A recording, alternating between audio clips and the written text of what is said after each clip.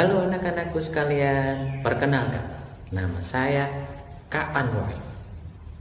Baik, Kak Anwar akan salam dulu ya. Assalamualaikum warahmatullahi wabarakatuh. Baik, bagaimana kabar anak-anak pada pagi hari ini?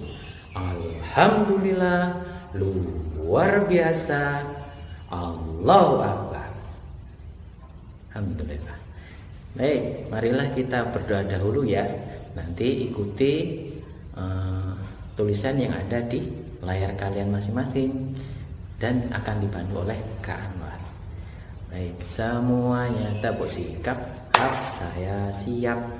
Khusyu'an, tumakninatan, du'aan.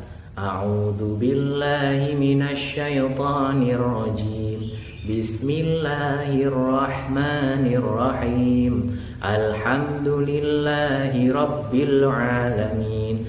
Ar-Rahmanir-Rahim. Maliki yaumiddin. Iyyaka na'budu wa iyyaka nasta'in. Ihdinas siratal mustaqim. Siratal ladzina an'amta 'alaihim ghairil maghdubi 'alaihim waladdallin. Amin. Rabbi zidni 'ilman warzuqni fahman. Ya Allah, tambahkanlah aku ilmu pengetahuan dan berilah aku pemahaman. Amin. Alhamdulillah. Kita sudah berdoa dan selanjutnya adalah pembelajaran yang akan kita pelajari. Baik, anak-anak sekalian, bertemu lagi dengan Kak Anwar.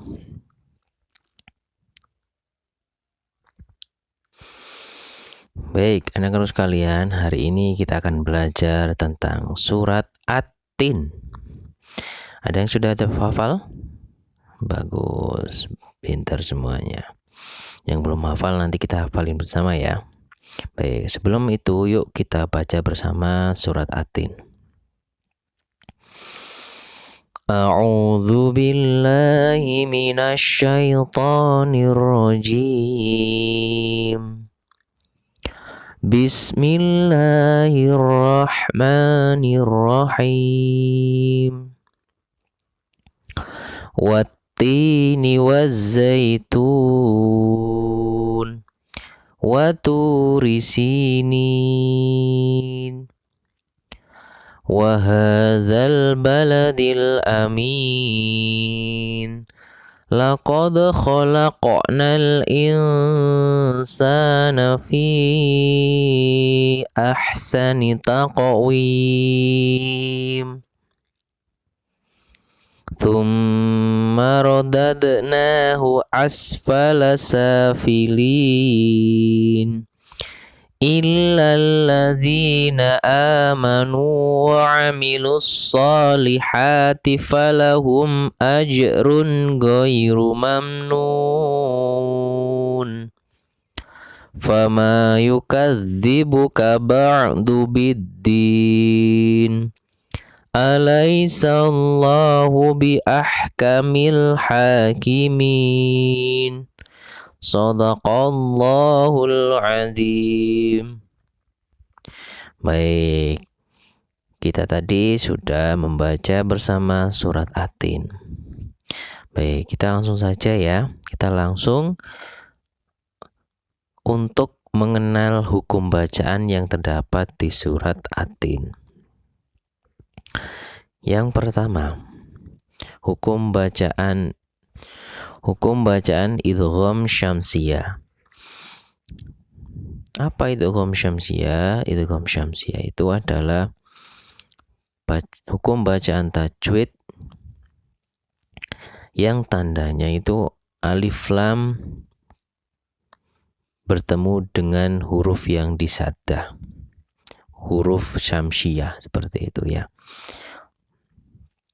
Contohnya ada di ayat pertama.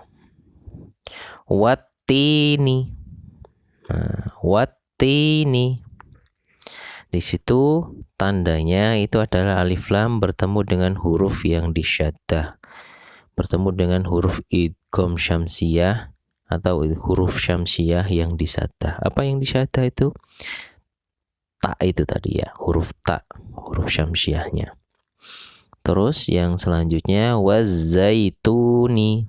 Nah, itu juga sama, idgham syamsiyah. Karena apa? Tandanya alif lam bertemu dengan huruf syamsiyah yang disaddah. Apa hurufnya? Zai, itu zai yang disaddah. Selanjutnya idhar qamariyah. Hukum bacaan idhar qamariyah. Apa itu idhar qamariyah? Idhar qamariyah itu adalah alif lam disukun bertemu dengan huruf qamariyah.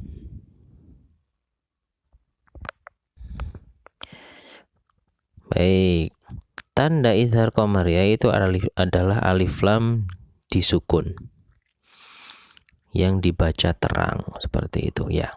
Contohnya ada di ayat ketiga. Al-baladi, al-baladi, al-baladi, seperti itu ya.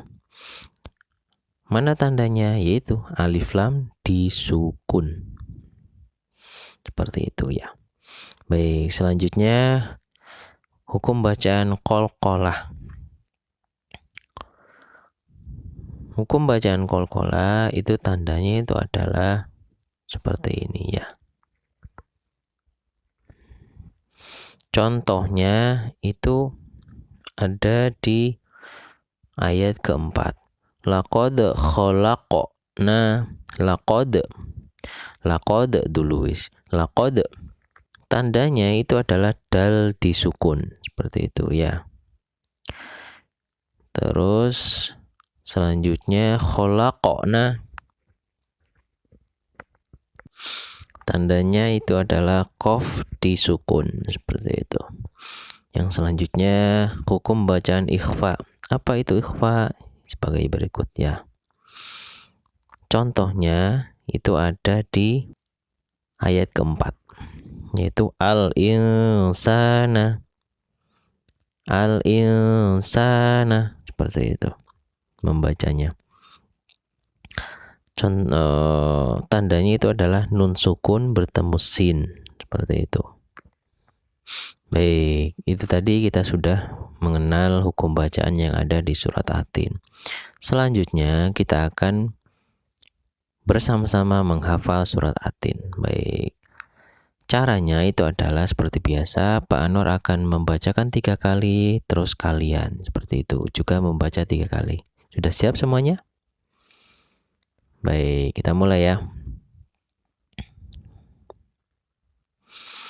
Wattini wazzaitun, wattini wazzaitun, wattini wazzaitun. Baik, sekarang kalian. 1, 2, 3.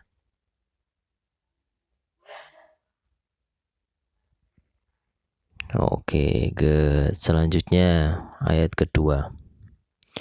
Waturisinin, waturisinin, waturisinin. Baik, selanjutnya kalian.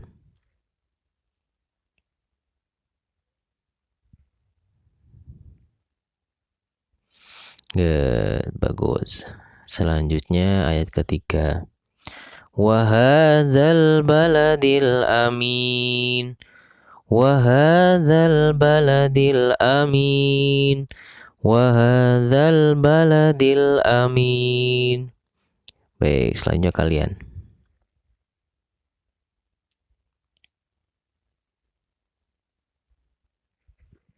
Oke, good. Baik, selanjutnya ayat keempat. Laqad khalaqnal insana fi ahsani taqwim. Laqad khalaqnal insana fi ahsani taqwim. Laqad khalaqnal insana fi ahsani taqwim. Baik, selanjutnya kalian. 1, 2, 3.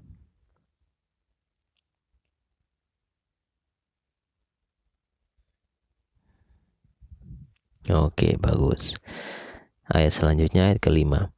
Thumma radadnahu asfala safilin. Thumma radadnahu asfala safilin. Thumma radadnahu asfala safilin. Baik, sekarang kalian.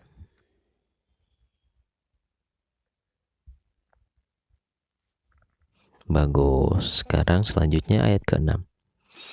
Illalladzina amanu wa 'amilus salihati falahum ajrun ghairu mamnun.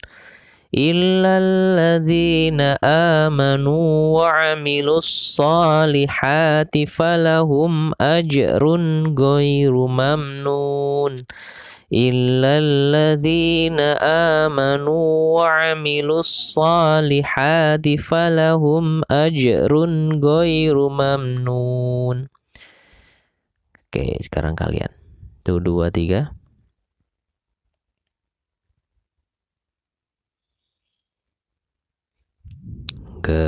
Selanjutnya ayat ke-7. Fama yukadzibuka ba'du biddin. Fama yukadzibuka ba'du biddin. Fama yukadzibuka ba'du biddin. Oke, sekarang kalian.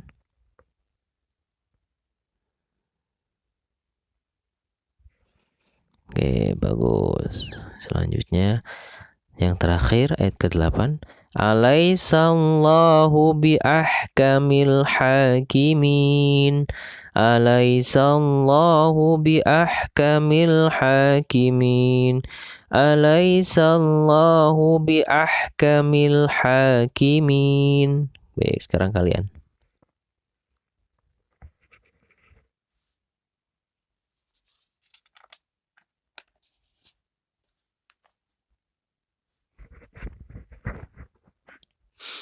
Baik.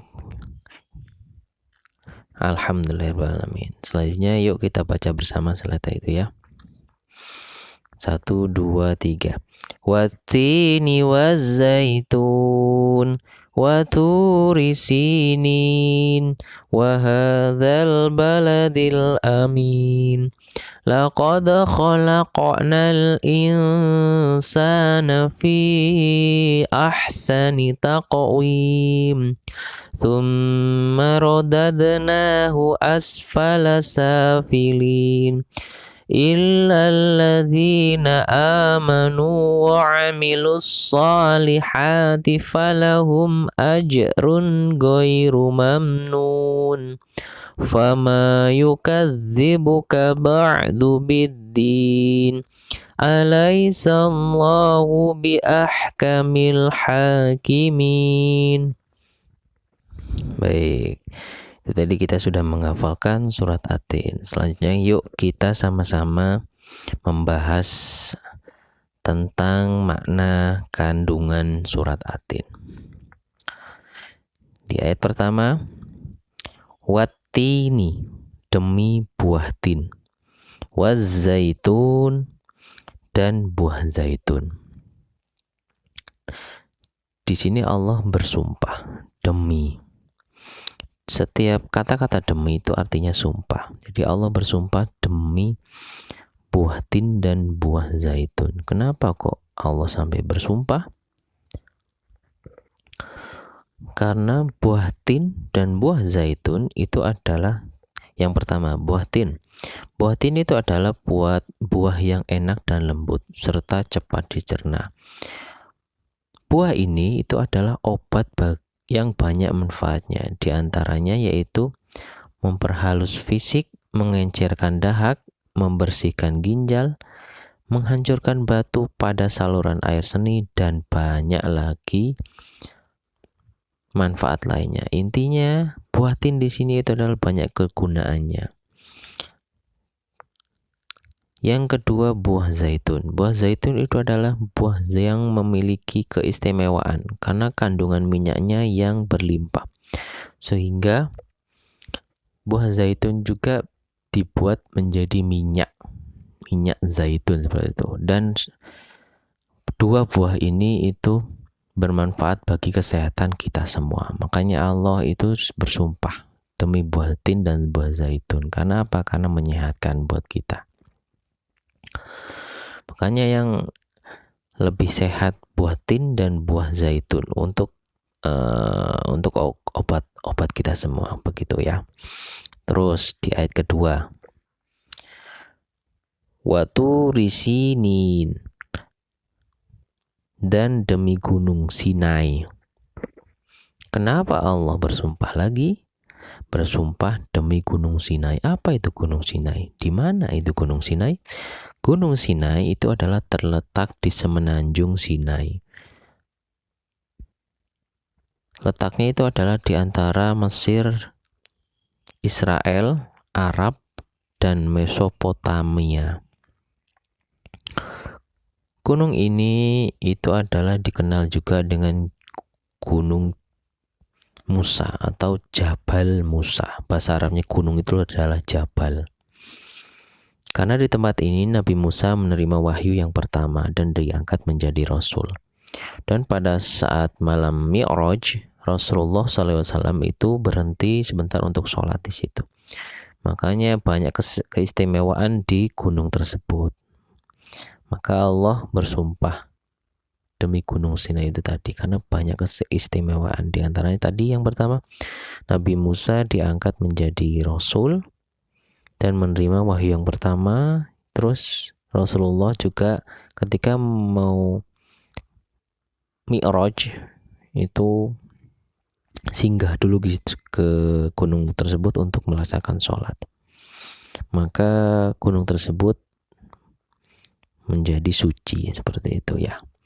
Terus selanjutnya ayat ketiga, wahadzal balad, dan demi negeri al-amin, yang aman. Di mana negeri aman itu? Allah sampai bersumpah untuk yang ketiga kalinya demi negeri yang aman. Negeri yang aman di sini itu adalah maksudnya kota Mekah. Kota Mekah disebut juga Ummul Qura dan tanah yang aman. Kota ini banyak sekali menyimpan sejarah terkait atau tentang nabi-nabi kita, Nabi Ibrahim sampai Nabi Muhammad SAW. Makanya kalau kalian mau selamat, nanti kalau kalau ada apa-apa, kota ini adalah kota teraman sedunia. Karena apa? Allah sampai bersumpah di dalam Al-Quran demi kota yang aman, yaitu Mekah dan Madinah. Baik, selanjutnya, laqad, sesungguhnya, khalaqna, kami telah menciptakan al-insana, manusia, fi ahsani taqwim,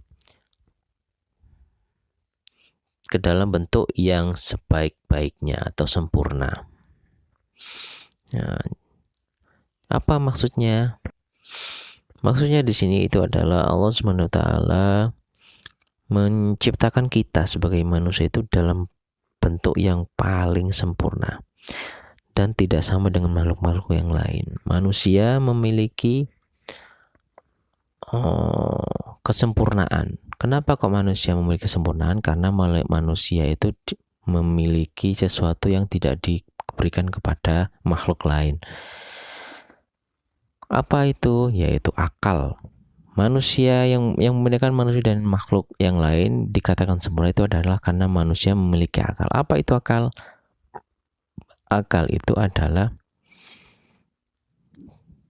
pikiran manusia yang bisa membedakan mana yang baik dan mana yang buruk. Itu tandanya kita itu berakal. Makanya kita tidak boleh takut kepada makhluk-makhluk lain, makhluk jin atau setan, apa-apa gitu. Nggak boleh takut karena kita makhluk paling sempurna karena disertai akal. Makanya kita tahu mana yang baik dan benar itu karena kita punya akal. Makanya kita Karena mempunyai akal harus tahu apa itu yang baik, apa itu kelakuan yang buruk. Kalau sholat itu baik apa buruk menurut kalian? Oh, pintar, baik toh. Makanya jangan sampai kalian itu sholatnya bolong-bolong. Karena nanti yang dihisap pertama kali itu adalah sholat kita. Bukan kekayaan kita, bukan kepintaran kita, bukan kecantikan atau apapun itu. Yang pertama itu adalah sholat kita. Sholatmu piro, begitu. Nanti yang jawab bukan kalian, bukan mulut kalian, tapi tangan dan kaki kalian atau anggota tubuh kalian. Karena mulut kita sering berbohong seperti itu. Makanya kalian harus hati-hati. Dan akal juga yang membedakan mana yang buruk.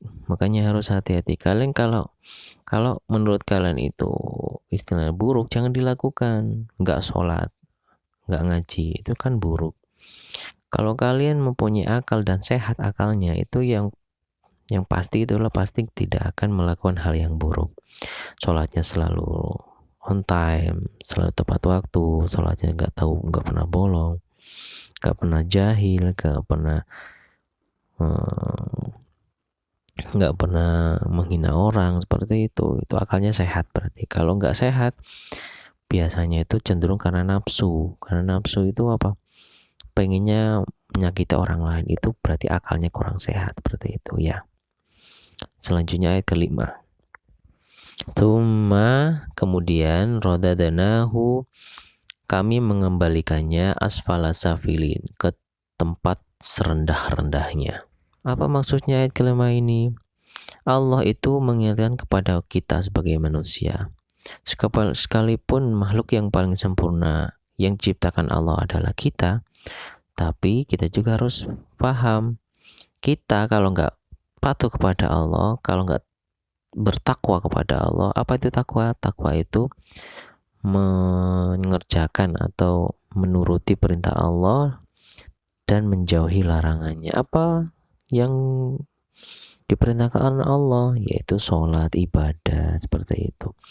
Kalau kita tidak menjauhi larangan Allah, apa larangan Allah? Larangan Allah itu syirik, berdurhaka kepada orang tua, terus melakukan kejahatan, yaitu nanti dikembalikan kepada tempat serendah-rendahnya. Apa serendah-rendahnya?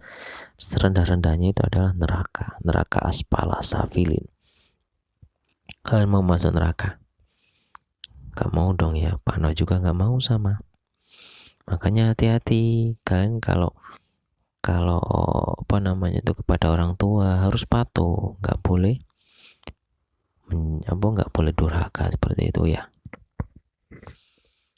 Selanjutnya ayat ke-6, illa kecuali alladzina orang-orang yang amanu beriman, wa amilus shalihat dan berbuat amal soleh atau kebaikan, falahum maka baginya atau bagi mereka ajrun pahala ghairu mamnun, tidak terputus. Di ayat ke-6 ini Allah menerangkan kepada kita, kecuali orang-orang yang beriman dan beramal soleh. Apa itu maksudnya? Kalau kita tidak akan ditempatkan ke tempat serendah-rendahnya atau neraka asfala safilin, kalau kita itu menjadi orang yang beriman atau percaya kepada Allah. Dan bukti kalau kita percaya kepada Allah itu adalah amal soleh. Amal itu adalah perbuatan soleh, itu baik. Jadi apa itu amal soleh? Amal soleh itu ya kembali lagi ibadah. Karena kita diciptakan oleh Allah, jin dan manusia itu diciptakan oleh Allah untuk beribadah kepada Allah. Beribadah itu bukan hanya sholat, ngaji, atau zakat, haji, tapi beribadah itu selain itu juga berbuat baik kepada orang lain, patuh kepada orang tua, terus menyayangi teman, selalu menolong, bersedekah, itu juga amal soleh. Jadi kita harus melakukan semua itu jika tidak mau masuk ke neraka. Insya Allah kalau kalian beramal soleh, insya Allah akan dimasukkan kepada surganya Allah. Selanjutnya maka apakah yukadzibu yang yukadzibuka yang membuatmu mendustakan ba'du biddin, maka pembalasan sesudah adanya agama itu atau keterangan-keterangan itu. Apa maksudnya? Maksudnya di sini itu adalah ketika kita mendustakan agama atau mendustakan ilmu-ilmu Allah. Maksudnya itu misalkan kita ditanya oleh teman kita, enggak sholat itu oleh apa enggak? Ya oleh. Kamu pun rokok? Enggak. Lah itu dusta namanya, bohong. Makanya hati-hati. Nanti itu kita akan dibalas oleh Allah kalau seperti itu, kalau mendustakan. Kenapa? Karena setiap perbuatan yang kita lakukan, yang baik atau yang buruk, itu akan mendapat balasan dari Allah. Kalau kalian melakukan perbuatan baik, balasannya ya surga. Kalau kalian melakukan perbuatan yang buruk, balasannya neraka. Jadi itu aja, simpel kok hidup itu. Kalian takwa kepada Allah, masuk surga. Kalian membangkang atau durhaka kepada Allah, masuk neraka. Seperti itu. Makanya harus hati-hati ya. Ayat terakhir. Alaihissallah, bukankah Allah bi ahkamil hakimin, hakim yang paling adil. Jadi Allah itu Maha mengetahui apapun yang kita lakukan, yang kelihatan ataupun tidak, Allah itu Maha mengetahui. Meskipun kalian singitan atau sembunyi di bunker yang paling kuandel di dalam perut bumi, di kerak bumi, Allah Maha tahu, karena Allah yang menciptakan kita. Allah aja tahu apa yang ada dalam isi hati kita. Gak usah ngomong, itu Allah tahu. Makanya kalian jangan, aku tak singitan aja Allah karo ora iso kaya ngono. Karena Allah itu Maha tahu, Maha segala sesuatu, Allah Maha tahu. Jadi kalian harus hati-hati. Meskipun kalian dikunci pasti Allah tahu. Karena kalian harus hati-hati dalam berbuat. Kalian mau menjadi orang atau apa, dilihat ada Allah, terus nggak jadi. Ada Allah.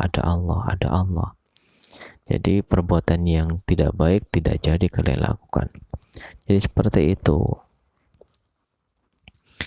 Ya, semoga kita semua bukan termasuk orang yang ditempatkan di tempat yang serendah-rendahnya atau asfala safilin. Amin ya rabbal alamin. Hanya kalian harus hati-hati ya. Di dalam surat At-Tin ini menjelaskan bahwa manusia dalam sebaik-baik bentuk itu juga harus menyadari diri, sadar diri bahwa manusia itu nggak boleh sombong, nggak boleh congkak. Yang berhak sombong itu Allah, karena Allah yang menciptakan segalanya. Kita itu harus tawadhu itu rendah hati, nggak pernah sombong seperti itu. Kenapa? Karena manusia itu cenderung kalau sudah sombong itu pasti merendahkan orang lain, dan akhirnya itu nggak mau beribadah kepada Allah, nggak mau dikasih tahu, nggak mau dikasih nasihat, dan itu akan mengantarkan dia, kalau dia sombong itu akan mengantarkan kepada keburukan dan neraka. Wallahu a'lam bishawab. Nauzubillah min zalik. Baik, sekian dulu di Panor ya. Jumpa lagi. Alhamdulillahirrahmanirrahim. Pembelajaran kali ini sudah selesai. Baik, sebelum kita akhiri, marilah kita berdoa dahulu. Baik, semuanya tabuk sikap, saya siap, khusyu'an, tuma'ninatan, du'aan. Allahumma arhamna bil Qur'an waj'alhu lana imaman wa nuran wa hudan wa rahmah. Allahumma dzakirna minhu ma nasina wa 'allimna minhu ma jahilna وارزقنا تلاوته آناء الليل وأطراف النهار واجعله لنا حجة يا رب العالمين سبحانك اللهم وبحمدك أشهد أن لا إله إلا أنت أستغفرك وأتوب إليك Salaman. Assalamualaikum warahmatullahi wabarakatuh. Dadah teman-teman, see you next time ya. Ila liqa.